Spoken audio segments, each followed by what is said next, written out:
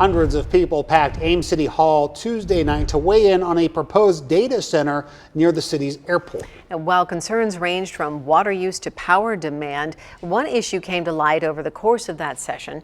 KCCI's Pepper Papura explains why many residents say this debate is now about much more than the project.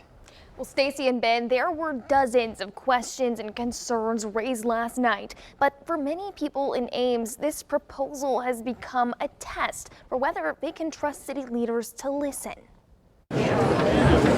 Tonight is solely a time to listen to you. Nearly 400 people filled Ames City Hall Tuesday night to share their thoughts on the proposed Light Edge data center and how they feel about data centers coming to Ames in general. I've been on council for 14 years. We've never had anything where there's been this level of public engagement. A live poll showed most people in attendance oppose the plan, before people broke into groups to tell council members why. Ames residents don't want this here. Some questioned the project's impact.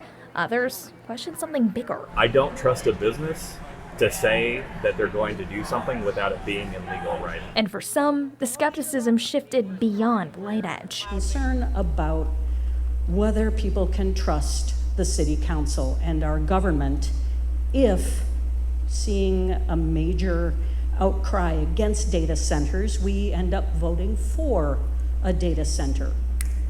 How could they trust us? Political science professor Tim Hagel says singular local issues can sometimes redefine a community's relationship with its elected officials. It could be a concern that, well, gee, if there's this much opposition to it and we vote in the opposite direction, that maybe we won't get reelected. But Hagel also said when crowds show up in meetings, council has to consider them with caution. Sometimes the very vocal people or the people that are more intensely caring about a particular issue will be the ones that'll show up, but that may not be representative of the community as a whole. But to those in attendance, Tuesday's turnout sent its own message. There'd be a lot of trust lost, and that would kind of be on the low boil underneath, and that would not be good.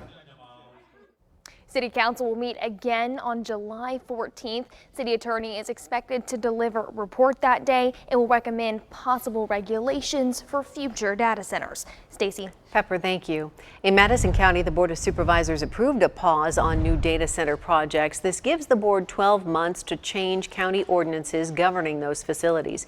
At least 3 other counties in our state have similar measures in effect. And Iowa is already home to several data centers, including large-scale campuses. Microsoft has facilities in West Des Moines and Van Meter.